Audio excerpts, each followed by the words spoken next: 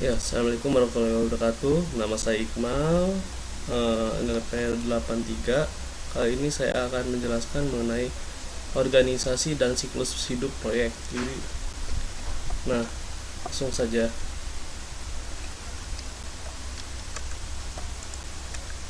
Nah, apa itu siklus hidup proyek? Jadi, siklus hidup proyek itu merupakan kumpulan fase. Jadi ada beberapa fase dari proyek pada umumnya. Terus siklus hidup ini ditentukan oleh proyek manajer dan stakeholder. Selain itu, siklus hidup ini juga merupakan memberikan sifat dari proyek itu sendiri. Dan yang terakhir, jadi di siklus hidup itu ada awal dan akhir dari sebuah proyek. Nah, beginilah contohnya. Jadi ini antara waktu dengan cost dan staffing level ketika proyek itu berjalan. Jadi ketika awal-awal itu waktu itu ketika awal-awal cost itu menurun di titik awal, lalu menaik hingga pada puncaknya, yaitu ketika di antara project management plan dan accepted deliverables. Nah, seperti itu. Terus setelah itu bakal menurun lagi kemudian. Nah, ini adalah contoh gambar diagramnya juga. Jadi ini titik temu antara stakeholder influence, risk, dan uncertainty dengan cost of change. Nah, jadi apa sih hubungannya produk dengan project life cycle? Nah, kalau produk itu fasenya berurutan mengikuti kerangka. Nah, terus produk itu dapat diselesaikan. Nah, sementara dari project itu terjadi pada satu atau lebih fase produk. Jadi di antara fase produk itu ada project namanya gitu. Nah, contohnya mengembangkan produk baru atau menambahkan fungsi dari produk gitu. Terus salah satu produk bisa terdiri dari banyak proyek. Nah, yang selanjutnya adalah fase proyek. Apa sih fase proyek itu? Nah, fase proyek ini jadi ada fase-fase dari proyek itu biasanya berurutan. Terus fungsinya itu memudahkan dalam manajemen, perencanaan, dan pengendalian.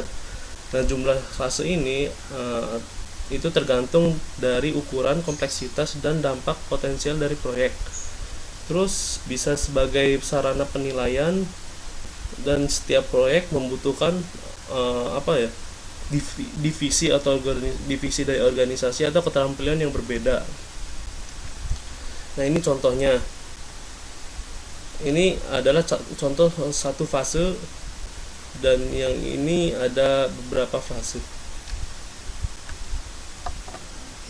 Ini apa sih hubungannya project dengan pekerjaan operasional?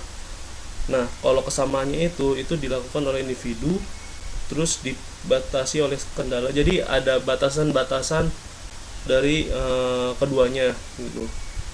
Terus yang ketiga itu keduanya ini direncanakan, dilaksanakan, dipantau, dan dikendalikan.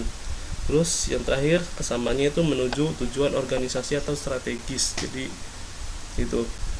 Nah, kalau bedanya itu operasi ini berkelanjutan. Jadi terus menerus, terus perlu adanya produk yang berulang dan tidak berakhir tapi mengubah arah gitu. Jadi terus menerus dilakukan, tapi sementara dari proyek itu berakhir dan bersifat sementara. Nah, untuk stakeholder itu berupa orang atau organisasi. Nah, itu bisa secara aktif terlibat dalam proyek itu dan memiliki keterkaitan dalam mempengaruhi proyek. Selain itu, stakeholder juga bisa dari internal dan eksternal proyek itu, mulai dari ownernya atau vendornya. Lalu yang terakhir itu mengidentifikasi stakeholder itu sangat penting dan sulit. Kenapa? Karena stakeholder itu kan pemegang kepentingan dari perusahaan. Jadi harus benar-benar siapa sih yang memang berpengaruh dalam proyek tersebut sehingga dianggap penting. Nah, ini adalah gambar dari antara stakeholder dengan project. Jadi di dalam project itu ada namanya stakeholder. Nah, ini adalah stakeholdernya. Ada portfolio manager, program manager, sponsor, yang eksternalnya ini sponsor dan lain-lain. Terus ini fungsional organisasi. Jadi ini bentuk organisasi. Nah, itu ada namanya fungsional organisasi. Nah, bentuk diagramnya seperti ini. Terus ada weak matrix organization, bentuknya seperti ini, staff. Jadi koordinasinya di sini. Nah, terus ada balance. Jadi ada project manager, terus staff. Terus setelah itu ada strong matrix. Jadi jadi ada membentuk departemen manager of project manager, itu isinya project manager semua.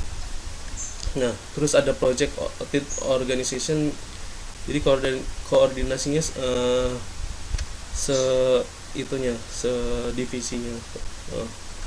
Terus ada composite organization. Jadi ada staff yang berkoordinasi dengan fungsional lain. Nah, ini pengaruh yang tadi saya telah sebutkan itu. Kalau dari project manager authority itu dari bentuk yang diagram bagan fungsional itu kecil. Lalu kalau weak matrixnya itu limited atau terbatas, balance matrixnya kecil atau sampai menengah, strong matrixnya menengah sampai tinggi, project size-nya tinggi hingga almost total.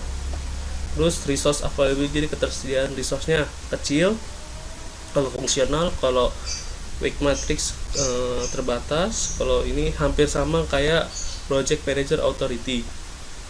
Terus siapa yang mengontrol project budget, itu ada kalau ini fungsional manager sama fungsional manager ini bisa mix, jadi bisa bisa di mix, dicampur.